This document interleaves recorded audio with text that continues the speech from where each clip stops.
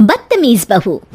सभ्यता से भरपूर शास्त्री परिवार की इकलौती बेटी मोहिनी को बचपन में ही पढ़ाई के लिए विदेश भेज देते हैं, जहां से वो सालों बाद ग्रेजुएशन पूरी करके इंडिया वापस आती है, जो अब संस्कार, सभ्यता, संस्कृति जैसी चीजों से कोसों दूर होती है। एक सुबह मोहिनी शॉर्ट ड्रेस पहने, कानों में हेडफोन लगाए जोर जोर से इंग्लिश गाने गाती हुई घर में घूम रही होती है। सुबह सुबह भगवान का नाम लेते हैं, राक्षसों की तरह चिल्लाते नहीं। पॉप्स, आपको अच्छे गाने की बिल्कुल समझ नहीं है, सो ठीक है, चिल पिल। अरे मोहिनी, पापा से ऐसे बात करते हैं क्या? सारी तमीज भूल गई हो। ओह मॉम प्लीज, इतनी बड़ी भी कोई बात नहीं हुई, सो डोंट ओवररिएक्ट। ऐसे ही दिन बीतते हैं जिसमें मोहिनी के तौर तरीके, रहने और बात करने का ढंग उसकी मम्मी पापा को परेशान करने लगता है। भला कोई मानेगा कि ये मेरी बेटी है? रीति रिवाज और संस्कारों से तो इसका दूर दूर तक कोई नाता नहीं, और अब तो लगता भी नहीं कि कभी होगा। अरे ऐसे कैसे नहीं होगा? लड़कियां सारे नखरे अपने माँ बाप को ही दिखाती है। ससुराल जाकर उन्हें सब कुछ करना भी पड़ता है और मानना भी। पत्नी की बात शास्त्री जी समझ जाते हैं और कुछ ही दिनों में अपने से भी ज्यादा धार्मिक परिवार में निखिल के साथ मोहिनी का रिश्ता पक्का कर देते हैं। रिश्ता तो पक्का कर दिया, पर यहाँ मोहिनी को कैसे मनाएंगे? शादी ब्याह के मामले में आटे में नमक जितना झूठ तो चलता है जी। इसी तरह एक के बाद एक तिकड़म लगाते हुए दोनों मिलकर मोहिनी को शादी के लिए तैयार कर लेते हैं और मोहिनी निखिल की शादी हो जाती है, जिसके अगले दिन से ही मोहिनी दोबारा अपने पूरे अवतार में शॉर्ट ड्रेस पहनकर घर में घूमने लगती है। बहू को ऐसे देख सास की आंखें फटी की फटी रह जाती हैं। अरे ये क्या बेशर्मी है, हमारे घर की लड़कियां जींस तक नहीं पहनती और तुम बहू होकर इतने छोटे कपड़े पहनकर पूरे घर में घूम रही हो। सीरियसली मॉम, प्लीज आप अपनी इस 80 के दशक वाली सोच में मुझे इंक्लूड मत करो।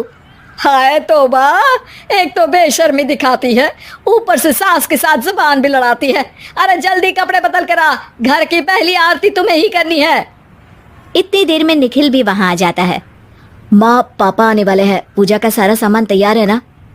ये पूजा हमेशा मेरे बॉयफ्रेंड्स के पीछे पड़ी रहती थी और अब हस्बैंड के पीछे भी आ गई। मोहिनी की बातें सुन सास तो अपना सिर पकड़ लेती है, लेकिन निखिल किसी न किसी तरह उसे पूजा के लिए कन्विंस करके कपड़े चेंज करने के लिए भेज देता है, जिस पर पूजा खत्म होने के बाद वो एक बार फिर अपनी शॉर्ट ड्रेस में आ जाती है। बहू, ये क्या तरीका है? संस्कार नाम की कोई चीज है या नहीं? नहीं ससुर जी, संस्कार मेरा दूसरा बॉयफ्रेंड था, अब तो मेरा उससे कोई कांटेक्ट नहीं है। मोहिनी का जवाब सुन के ससुर तो भगवान नाम जपते वहां से चले जाते हैं, लेकिन सास बहू के बीच कहासुनी फिर शुरू हो जाती है, जिसे इग्नोर करते हुए मोहिनी घर से बाहर चली जाती है और देर रात घर वापस आती है। मोहिनी, मैं जानता हूँ कि तुम विदेश में रही हो और तुम्हें वहीं की आदत है, पर यहाँ चीजें कुछ अलग है। अगर तुम उस हिसाब से कुछ एडजस्ट कर लो तो सबके लिए सही हो जाएगा। I am not in a lecture mood. Good night.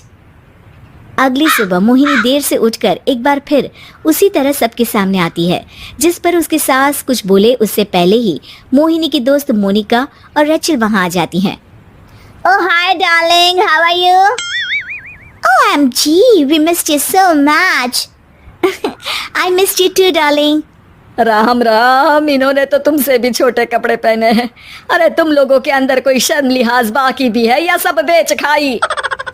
Mohini, तुम्हारी मेड कुछ ज्यादा नहीं बोलती? इस पर मोहिनी की दोस्त उसकी सास का मजाक बनाने लगती है, जिसे सुन निखिल उन्हें जवाब देते हुए कड़वे शब्द सुना देता है और वो सुन के वो दोनों तो मुंह बनाए वहां से चली जाती है, लेकिन गुस्से से लाल मोहिनी वहीं खड़ी निखिल को घूरती रहती है। घूर क्या रही हो? तुमसे शादी की ये सोचकर कि विदेश में पढ़ी लिखी हो, घर में कोई पॉजिटिव चेंज लाओगी, अपनी करियर के लिए एम्बिशियस होगी, पर अपने इस बिहेवियर से उस पढ़ाई के साथ साथ अपने मम्मी पापा के नाम को भी डुबो रही हो। अगर तुम्हें ऐसे ही हाल रखना है तो यहाँ रहने की कोई जरूरत नहीं है। निखिल की बातें सुनकर मोहिनी रोते हुए घर छोड़कर अपनी मम्मी पापा के पास वापस आ जाती है। ससुराल में सब कुछ ठीक तो है? वो अपने आप को समझते क्या है? मोहिनी पर चिल्ला रहे? मैं क्यों उसकी इशारों किनारों पर चलूं। मैं अपनी लाइफ अपने तरीके से जीना चाहती हूँ और वो ना आप लोगों को मंजूर था और ना ही उन्हें है। तुम यहाँ नहीं रह सकती। अपने पापा की बात सुन के मोहिनी हैरान रह जाती है। हाँ, तुमने बिल्कुल सही सुना। अगर तुम्हें अपने इस घमंड, बेशर्मी और बदतमीजी में ही जीना है तो तुम यहाँ भी नहीं रह सकती। बेटी, मैं मानता हूँ हमारे यहाँ रीति रिवाज बहुत मायने रखते हैं और हमने उन्हीं के ओवरडोज से बचाने के लिए तुम्हें विदेश भेजा था। एक लड़की जो शादी करके घर और बच्चे संभालती है, उससे तुम अपने आप को ज्यादा समझ सको इसके लिए भेजा था। तुम उससे ज्यादा समझो और बनो, पर तुम तो किसी दूसरी ही ट्रेन में चढ़ गई बेटा। उसके मम्मी पापा बहुत देर तक मोहिनी को सारी बातें समझाते हैं, जिन्हें सुनकर मोहिनी को अपनी गलती का एहसास होता है। वो जॉब ज्वाइन कर लेती है और ससुराल वापस आकर उन्हें मॉडर्न बनाती है और खुद भी कुछ रिवाज सीखते हुए खुशी से रहने लगती है।